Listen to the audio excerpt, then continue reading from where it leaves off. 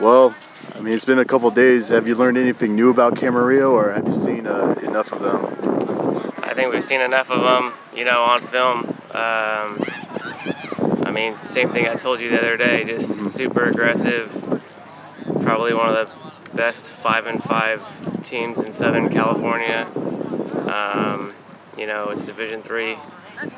You know, you're talking about the top, 40 teams or so in the state. So we know it's not going to be easy. It's, they're definitely not a, 14 seed, but you kind of get what you get when you get in the playoffs. And, it's a huge challenge for us.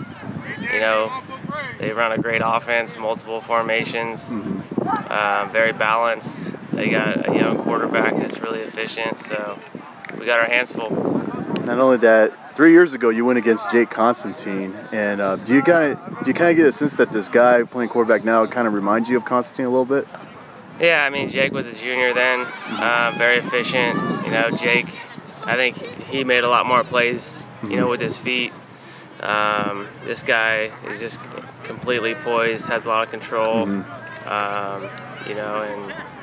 he makes plays, and they got two really good running backs, a couple speedy receivers, and then, defensively,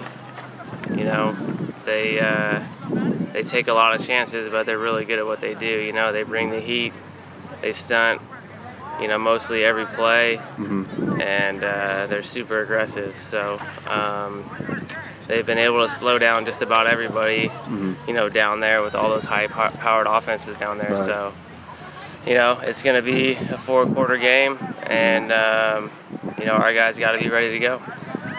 Would you say this is one of the more tougher opening round playoff games that you guys had to encounter? Or would you say the Carter matchup last year was No, this is without a shadow of a doubt the toughest first round matchup we've ever had.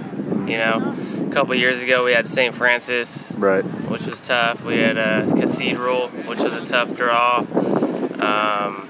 But they definitely, don't go, we're the 3 seed. They definitely didn't give us the 14 seed,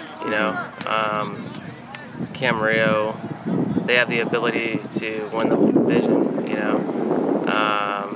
and it's scary to think that most of that team's coming back next year. So, they're in one of the toughest leagues in SoCal, and they're battle tested, and it's just a great challenge for our guys. We get them at home, and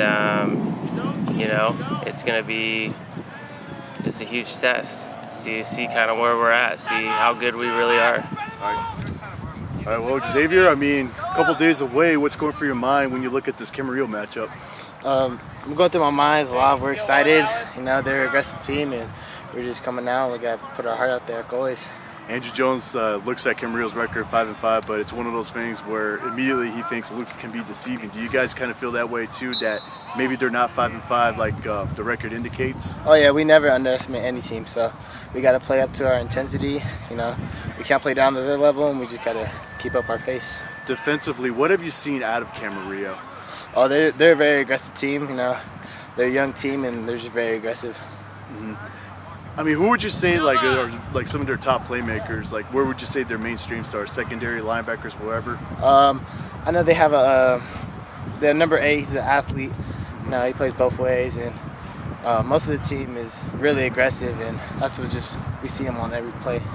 Do you kind of get a sense that this matchup, this pairing between Lompoc and Camarillo, it's that indicator that it's going to get tougher from here, that Division III is going to be this huge gauntlet, so to speak? Oh yeah, it's definitely going to prepare us for the rest of the route, so it's a good start for us.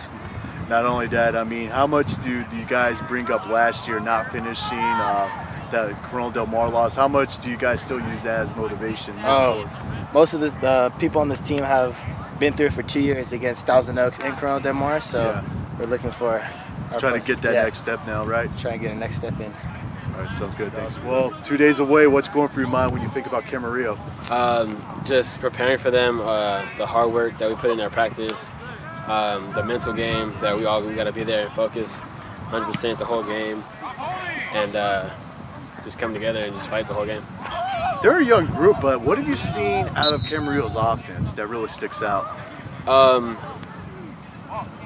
To be honest, I don't Nothing really. I mean, we can cover them. No, I mean, yeah. I don't even know. We're good, I feel like. But do you kind of get a sense that when you look at Camarillo's record that maybe they look a lot better than what it amounts to because they had the close game against Westlake, had a close game against Christian. Do you kind of get that notion too? Yeah, a little bit. But I feel like our team would do pretty good.